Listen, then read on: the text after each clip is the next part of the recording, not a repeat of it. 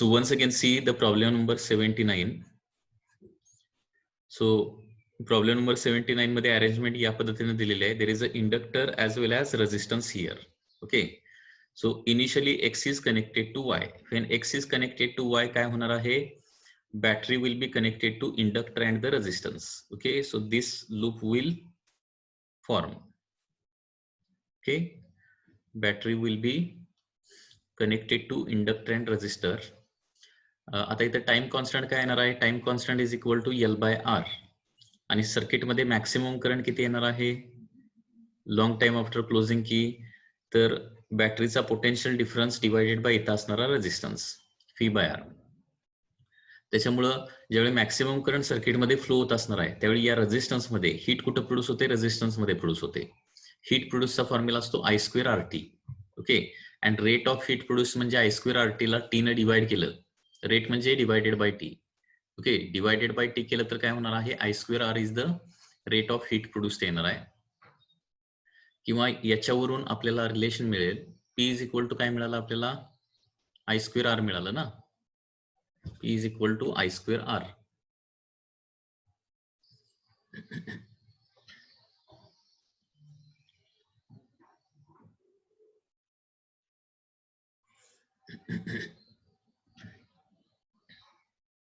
So therefore इथं काय येणार आहे? I² is equal to P/R येणार. I² is equal to P/R. आता याच्यानंतर काय केलेलं आहे? X is connected to Y केलंय. आता X is connected to Y केल्यानंतर काय होणार आहे? सर्किट मधला करंट काय होणार? कमी व्हायला लागणार. ठीक आहे. आता ज्यावेळी मॅक्सिमम करंट सर्किटमध्ये म्हणजे X ज्यावेळी Y ला जोडलेलं असतं त्यावेळी सर्किटमध्ये मॅक्सिमम करंट फ्लो होत असतो. बरोबर आहे ना? व्यवस्थित अंडरस्टँड करून घ्या ही कन्सेप्ट. ज्यावेळी X हे Y ला जोडलेलं असतं त्यावेळी सर्किटमध्ये मॅक्सिमम करंट फ्लो होत असतो.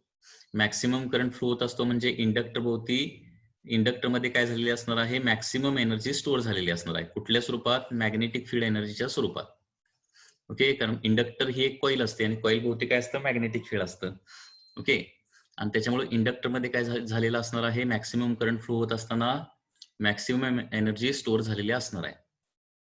आणि करंट याच्यातला आता X ज्यावेळी आपण Z ला जोडणार त्यावेळी काय होणार आहे? सर्किट मधला जो करंट आहे, कारण बॅटरी निघून गेली ना त्या सर्किट मधली, त्याच्यामुळे सर्किट मधला करंट कमी व्हायला लागणार आणि इंडक्टरची मॅग्नेटिक फील्ड एनर्जी काय होणार आहे? कमी कमी कमी कमी होणार. आता ती एनर्जी जी आहे कमी व्हायला लागली ती कुठल्या तरी दुसऱ्या स्वरूपात काय व्हायला पाहिजे? कन्वर्ट व्हायला पाहिजे. तर ती जी एनर्जी आहे ती हीटच्या स्वरूपात काय होणार आहे? रेझिस्टन्स मध्ये निघून जाणार आहे. ओके. आता X कनेक्टेड टू Z झाल्यानंतर हीट प्रोड्युस्ड इन रेझिस्टर किती येणार बघा? when X is connected to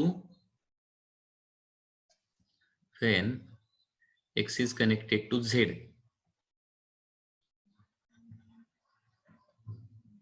X is connected to Z, इथं काय होणार आहे?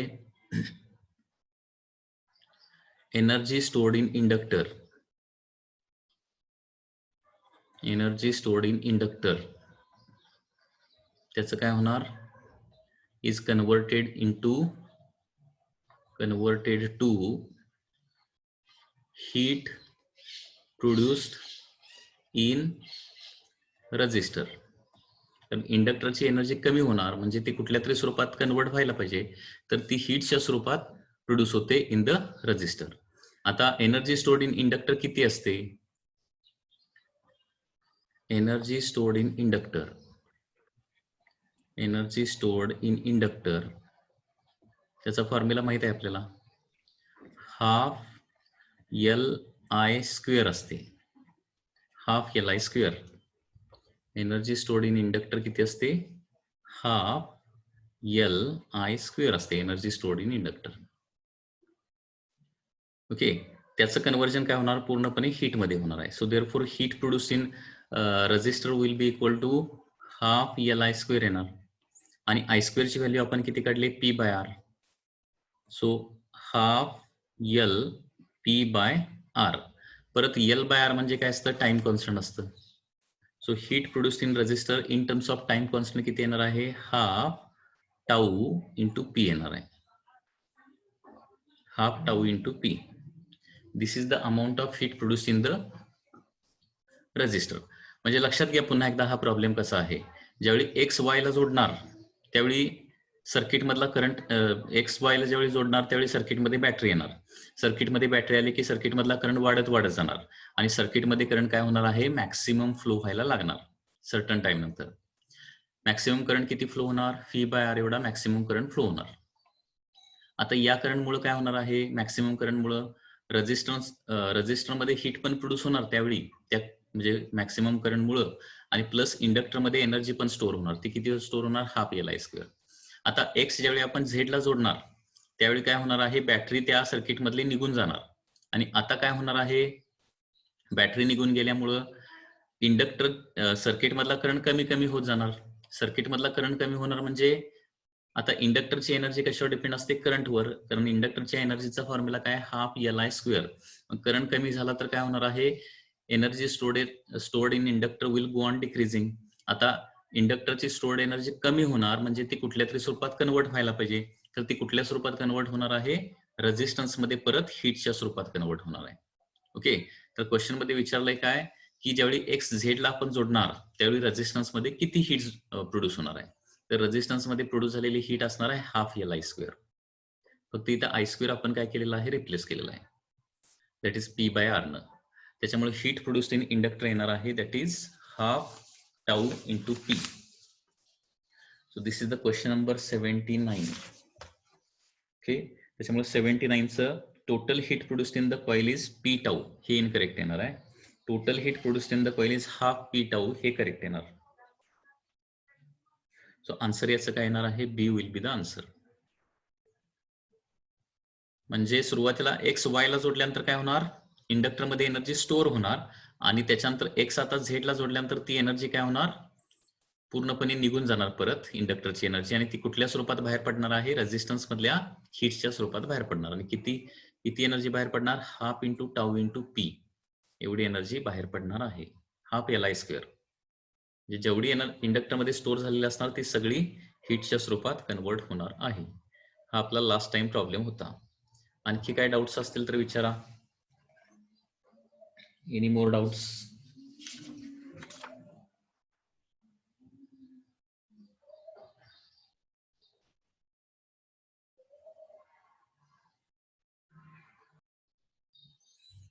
Question number 91. क्वेश्चन नंबर 91 मध्ये काय दिलंय, diagram below shows two coils A and B placed parallel to each other. So there are two coils like this. This is the first coil. Okay, there are two coils placed parallel to each other.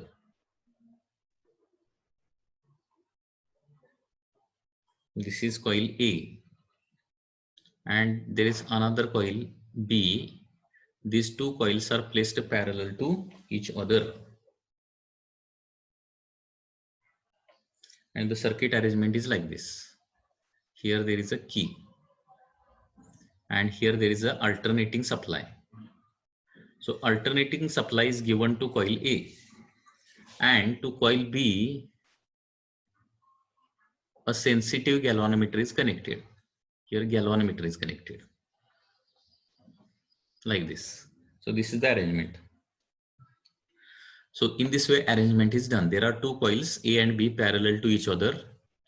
There is key K. Okay, coil A ला काय जोडलेला आहे, alternating supply जोडलाय.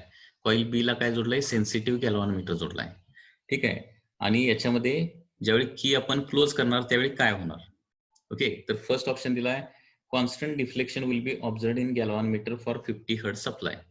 आता बघा, alternating supply म्हणजे काय, करंटची direction continuously back and forth होणार. अल्टरनेटिंग म्हणजे करंटची डायरेक्शन फिक्स नसते, अल्टरनेट होत असते. ओके, म्हणजे सुरुवातीला क्लॉकवाईज करंट फ्लो होत असेल तर लगेच मग नंतर अँटी क्लॉकवाईज, मग क्लॉकवाईज, मग अँटी क्लॉकवाईज, याला अल्टरनेटिंग करंट असं म्हणतात. ज्याची डायरेक्शन फिक्स नसते, डायरेक्शन रिपीटेडली काय होते, clockwise anti clockwise, clockwise anti clockwise होते, त्याला काय म्हणतो आपण, अल्टरनेटिंग करंट असं म्हणतो. हे अगोदर लक्षात घ्या. आणि असं किती वेळा होतं क्लॉकवाईज अँटी क्लॉकवाईज, तर याची जेवढी फ्रिक्वेन्सी असते, कारण अल्टरनेटिंग करंटला फ्रिक्वेन्सी नावाची एक टर्म असते. आता आपल्या घरी येणारा जो सप्लाय आहे त्याची फ्रिक्वेन्सी किती असते 50 हर्ट्ज असते.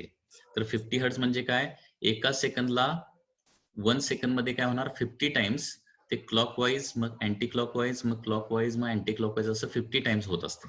ठीक आहे, म्हणजे जेवढी फ्रिक्वेन्सी असेल तेवढा वेळा ते clockwise anti clockwise per second होत असते. आता करंटची डायरेक्शन प्लस म्हणजे clockwise anti clockwise, clockwise anti clockwise झाले तर मॅग्नेटिक फील्ड देखील काय होणार आहे, towards right, towards left, towards right, towards left, म्हणजे मॅग्नेटिक फील्ड चेंज होणार विथ रिस्पेक्ट टू टाइम या अल्टरनेटिंग करंटमुळे. आणि magnetic field with respect to time change झाल्यामुळे काय होणार आहे, कॉइल बी मध्ये काय होणार, ईएमएफ इंड्यूस होणार आहे. ओके, आता हे this is like a transformer, this is like a mutual induction आणि ट्रान्सफॉर्मर. ओके, ट्रान्सफॉर्मर सारखी इथे अरेंजमेंट आहे. पण ट्रान्सफॉर्मर मध्ये माहिती आहे त्याच्यामध्ये 2 कॉईल असतात, एक असते प्रायमरी कॉईल आणि दुसरी सेकंडरी कॉईल. आता ए मध्ये करंट जर फ्लक्च्युएट होत असेल तर बी मधला देखील इंड्युस्ड ईएमएफ किंवा करंट जो आहे तो देखील काय होत असतोय, फ्लक्च्युएटच होत असतोय, तो काय कॉन्स्टंट नसतोय, लक्षात घ्या. ज्या फ्रिक्वेन्सीचा करंट इथं दिलेला असतोय ना त्याच फ्रिक्वेन्सीचा करंट इकडे प्रोड्यूस होतोय. म्हणजे इथं देखील काय होतो, अल्टरनेटिंग, म्हणजे ए कॉईलला अल्टरनेटिंग सप्लाय जर दिला तर म्युच्युअल इंडक्शन मुळे काय होतंय, बी कॉईल मध्ये देखील काय होतो, ईएमएफ इंड्यूस होतो आणि तो देखील अल्टरनेटिंगच असतो. आणि अल्टरनेटिंग म्हणजे गॅल्व्हॅनोमीटरचं डिफ्लेक्शन कॉन्स्टंट नसणार आहे, ते झिरोच्या कधी प्लस असणार, कधी मायनस असणार, प्लस असणार, कधी मायनस असणार, फ्लक्च्युएशन कंटिन्युअसली दाखवणार ते. इथं जर 50 हर्ट्जचा सप्लाय असेल तर गॅल्व्हॅनोमीटरचं इथं ऑस्सिलेशन 50 टाइम्स होणार पर second, back and forth. So first option जो आहे तो इनकरेक्ट आहे, कारण कॉन्स्टंट डिफ्लेक्शन गॅल्व्हॅनोमीटरचं मिळणार आपल्याला नाहीये. ओके, तर ही एक गोष्ट लक्षात ठेवा, this arrangement is like a transformer. याच्यामध्ये एक आहे प्रायमरी कॉईल, दुसरी आहे सेकंडरी कॉईल. प्रायमरी कॉईल मधला करंट चेंज झाला की सेकंडरी कॉईल मध्ये ईएमएफ इंड्यूस होणार. आणि ट्रान्सफॉर्मरचं वैशिष्ट्य काय आहे, आपण प्रायमरी कॉईलला अल्टरनेटिंग करंट दिला तर सेकंडरी कॉईलमध्ये अल्टरनेटिंग करंटच प्रोड्यूस होतो. फक्त तो जास्त होणार का कमी होणार हे कशावर डिपेंड असतं, फक्त नंबर ऑफ टर्न्सवर डिपेंड असतं. त्याच्यामुळे सेकंडरी कॉईलमध्ये कॉन्स्टंट करंट डेफिनेटली प्रोड्यूस होणार नाही, तो अल्टरनेटिंग असणार आहे. त्याच्यामुळे first option is incorrect. Feasible small vibration will be observed. Small variation नाही, feasible small variation will be observed असं म्हटलं. स्मॉल व्हेरिएशन नाहीये, ते इथं जेवढी फ्रिक्वेन्सी आहे ना तेवढ्या फ्रिक्वेन्सीचं व्हेरिएशन इथं आपल्याला मिळणार आहे. Oscillation in the galvanometer may be observed when the input AC voltage has the frequency of 1 to 2 hertz. Okay, हे बघा, बी मध्ये ईएमएफ इंड्यूस होण्यासाठी ए मधला करंट काय झाला पाहिजे, with respect to time change झाला पाहिजे. मग तो 50 हर्ट्जचा असू दे नाहीतर 1 हर्ट्जचा असू दे. ए मधला current with respect to time change झाला तर बी मध्ये ईएमएफ इंड्यूस होणारच. आणि इथं ज्या फ्रिक्वेन्सीचा ए कॉईल मध्ये ज्या फ्रिक्वेन्सीचा अल्टरनेटिंग करंट असणार ना त्याच फ्रिक्वेन्सीचा अल्टरनेटिंग करंट बी कॉईल मध्ये तयार होतो. त्याच्यामुळे सी ऑप्शन जो आहे तो काय होणार आहे, करेक्ट येणार. सो 91 चा सी ऑप्शन हा करेक्ट आहे. 93.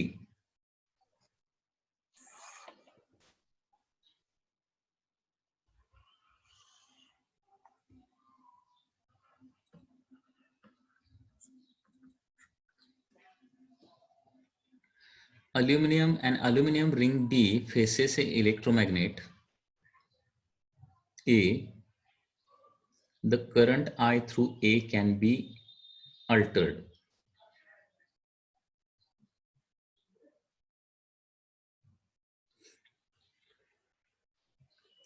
Aluminum ring B faces an electromagnet A. The current I through A can be altered. Options are whether I increases or decreases, B will not experience any force. If I decreases, A will be repelled. I increases, A will be attracted. If I increases, A will be repelled. म्हणजे 93 मध्ये थोडक्यात काय दिलंय, 2 parallel coils आहेत, हे आपण बघितलंय already question. थोडक्यात इथं 2 पॅरलल कॉइल्स आहेत अशा. ओके, सिंपल डायग्राम काढतो. इथं एक इलेक्ट्रोमॅग्नेट आणि एक रिंग दिली आहे, म्हणजे ह्या 2 एक प्रकारच्या काय आहेत, कॉइल आहेत. So this is coil A as per given the question, this is coil B. आता ए मधला करंट जो आहे, ए मध्ये ऑलरेडी करंट फ्लो होतोय असं दिलंय, because it is connected to a battery. A मध्ये करंट फ्लो होतोय. आता ए मध्ये कॉन्स्टंट करंट फ्लो होत असेल तर बी ला कुठलीही बॅटरी वगैरे जोडलेली नाहीये, बी मध्ये ईएमएफ इंड्यूस होणार नाही कॉन्स्टंट करंट. ए मधला करंट चेंज झाला तर बी मधला करंट काय होणार आहे, बी मध्ये काय होणार, ईएमएफ इंड्यूस होणार. कारण हे तुम्हाला माहित आहे, this is based on principle of mutual induction. म्हणजे दोन कॉईल एकमेकांच्या जवळ ठेवल्या, एका कॉईल मधला करंट चेंज झाला तर दुसऱ्या कॉईल मध्ये काय होतो, ईएमएफ इंड्यूस होतो किंवा त्याच्यामुळे त्या कॉईल मध्ये करंट इंड्यूस होतो. आता त्याच्यामध्ये माहित आहे, ए मधला करंट जर वाढत असेल तर बी मध्ये काय होणार आहे, त्याच्या अपोजिट डायरेक्शन करंट फ्लो होतो, बरोबर आहे ना. म्हणजे याच्यामध्ये क्लॉकवाईज असेल आणि करंट वाढत असेल तर याच्यामध्ये काय होणार, anti clockwise direction current develop होतो, बरोबर आहे ना. मग आता ही केस तुम्हाला माहिती पाहिजे की लाईक करंट काय करतात, रिपेल इच अदर. म्हणजे सेम डायरेक्शन असणारे करंट काय करतात, एकमेकाला, sorry, like current attract each other, repel नाही, like currents attract each other. म्हणजे सेम डायरेक्शन असणारे करंट काय करतात, एकमेकाला अट्रॅक्ट करतात. हे सेंटेन्स लक्षात ठेवा. अँड वाईस वर्सा.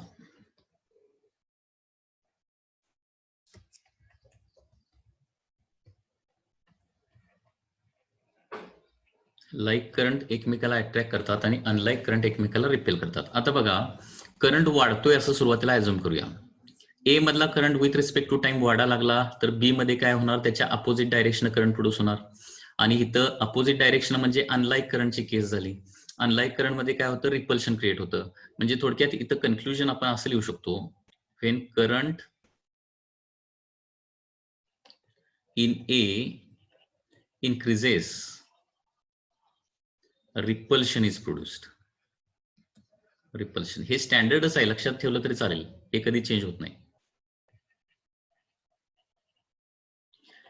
ए मधला करंट वाढायला लागला, आपण सिनॉप्सिस मध्ये ऑलरेडी हे डिस्कस करतोय, लक्षात घ्या. ए मधला current with respect to time वाढायला लागला तर ए आणि बी मध्ये काय होतं, रिपल्शन तयार होतं. बी मध्ये ईएमएफ इंड्यूस होणार आणि त्याची डायरेक्शन काय असणार आहे, अपोजिट असणार आहे. ओके, एच्या करंटला अपोजिट असणार आहे. आणि अनलाईक करंटच्या केसमध्ये काय होतं, रिपल्शन प्रोड्यूस होतं. आणि ए मधला करंट जर विथ रिस्पेक्ट टू टाइम कमी व्हायला लागला तरी देखील बी मध्ये करंट किंवा ईएमएफ इंड्यूस होणार आहे. आणि ए मधला करंट कमी व्हायला लागला की बी मध्ये काय होतो, सेम डायरेक्शन करंट प्रोड्यूस होतोय, आपल्याला माहित आहे. ठीक आहे. आणि सेम डायरेक्शनला काय काय प्रोड्यूस होतं, लाईक करंटला अट्रॅक्शन प्रोड्यूस होतं. त्याच्यामुळे आपण काय लिहिणार इथं, when current in A decreases, current in A decreases, attraction is produced. Attraction is produced. Okay, त्याच्यामुळे करेक्ट ऑप्शन काय येणार बघा, करेक्ट ऑप्शन याच्यामध्ये 93 number. If current increases, A will repel B. So last option will be correct. D option will be correct. Okay. So question number 69. याच्यामध्ये काय दिलंय बघा, a loop made up of straight edges has 6 corners at.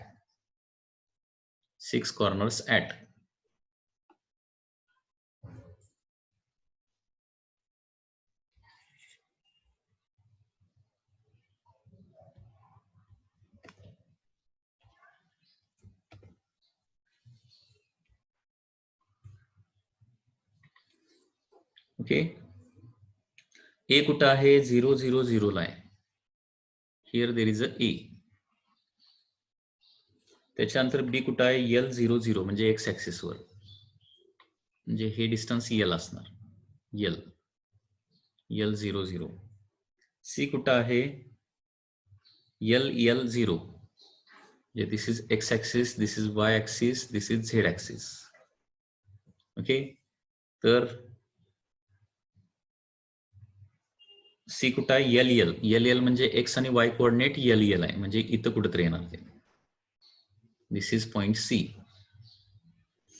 Okay, L 0 आणि D point कुठं आहे, 0 L 0 म्हणजे Y axis वर येणार.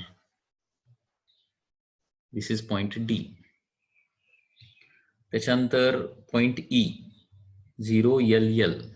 0 LL म्हणजे y आणि z ची व्हॅल्यू दिली, YZ प्लेनवर असणार आहे ते. 0 LL म्हणजे इथं कुठेतरी येणार तो पॉइंट ई 0 LL. आणि F पॉइंट कुठं 00L. 00L म्हणजे फक्त Z ऍक्सिसवर इथं. ओके, हा जो प्रॉब्लेम आहे तो या मेन्स एक्झामला आलेला होता. म्हणजे हा जो लूप आहे तो या पद्धतीने तयार होणार.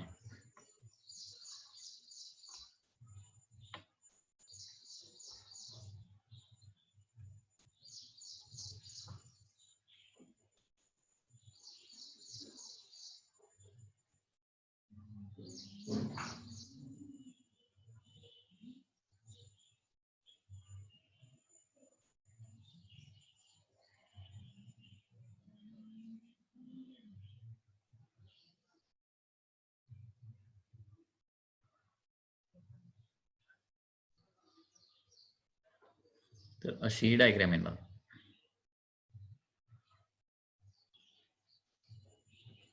दिस is point E and this is point F. थोडक्यात हा जो लूप आहे त्याच्यातला एक एरिया जो आहे तो कुठल्या प्लेनवर आहे, XY प्लेनवर आहे हा एरिया. आणि दुसरा जो एरिया आहे तो YZ प्लेनवर आहे. हा टोटल एरिया आपण एरिया वेक्टर मध्ये लिहू शकतो की. मग याचा एरिया वेक्टर लिहूया. जे प्रत्येक साइड याची Lच आहे थोडक्यात, म्हणजे स्क्वेअर आहे सगळं. सो याचा एरिया वेक्टर कसा लिहिणार बघा. Area vector A bar is equal to, सुरुवातीला ABCDचा एरिया वेक्टर कसा येणार, ABCDचा एरिया किती येणार बघा, L स्क्वेअर येणार. आणि डायरेक्शन कशी येणार रे, XY ला परपेंडिक्युलर म्हणजे K कॅप येणार, प्लस हा एरिया हा देखील L स्क्वेअरच येतोय. आणि डायरेक्शन YZ प्लेनला परपेंडिक्युलर डायरेक्शन म्हणजे I कॅप. हा झाला एरिया वेक्टर. ओके, त्याच्यानंतर मॅग्नेटिक इंडक्शन वेक्टर दिलाय. मॅग्नेटिक इंडक्शन वेक्टर किती दिलाय, that is B not I cap plus B not K cap. B not I cap plus B not K cap दिलाय. ठीक आहे. मग आता फ्लक्स म्हणजे काय असतं, B बार डॉट A बार असतं, डॉट पुढं घ्यावं लागतं. B बार डॉट A बार म्हणजे I अँड I चं मल्टिप्लिकेशन, K चं मल्टिप्लिकेशन, म्हणजे B not L square, I dot I म्हणजे 1 असतं. B not L square plus B not L square, जे टोटल किती येणार आहे 2B नॉट L स्क्वेअर येणार. 2B not L square. So answer is B हे याचा आन्सर येणार.